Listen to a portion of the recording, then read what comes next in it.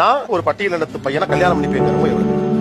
அங்கேயாவது மனசு குறுகுறுத்து போய் அந்த அம்மா முகமே வாடி போச்சு. எனக்கே அவங்களப்பதான் அவ்வளவு சங்கடமா இருக்கு. அங்க அந்த அவங்க சொல்றாங்க அதெல்லாம் மாறிக்கிட்டு சரியாயிருங்க. அந்த டீச்சர் சொல்றாங்க இட் இஸ் ஒர்க்கிங் அவுட் சொல்றாங்க. இப்ப நீங்க யார மாடர்ன் இல்லைன்னு சொல்றீங்க? ஒருத்தர் கூட கை தூக்கல, ஒருத்தர் தூக்கல. கிராமத்தை விட்டு வெளியில வந்துடணும்னு சொன்னீங்களே, ஏன் ஜாதியில இருந்து வெளியில வர மாட்டேங்கிறீங்க? இல்லையே, திருமணம் உங்க தனிப்பட்ட முடிவா வேணுங்கிறதானே உங்களுக்கு எல்லாமே உங்களுக்கு எனக்கு பிடித்த ஒரு வாழ்க்கை. இந்த பட்சம் இந்த பக்கம் ஒரு எத்தனைப்பு இருந்தது, ஒரு தவிப்பு இருந்தது, ஒரு குற்ற உணர்வு இருந்தது. ஒண்ணுமே இல்லைங்க. புரியவே இல்லை. இப்ப மட்டும் நீங்க எல்லாம் ஏன் அந்த தனித்த சுயமாய் சிந்திக்கிற ஆளாக இருந்தவர்கள் அரை நிமிடத்தில் வீடு குடும்பம் நீங்க தான் அந்த சுற்றமே சரியில்லை. நீங்களே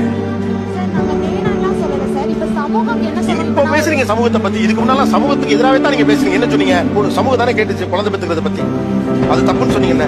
இப்பயே அந்த சமூகத்தை பத்தி கவலைப்படுறீங்க. ஊர்ல இருக்கவங்களுக்கு பழைய ஆளு, அவனுக்கு எல்லாம் மாடர்னிட்டி இல்ல, அவங்க ரொம்ப பிற்போக்குவாதிகள்னு சொன்னீங்கல்ல.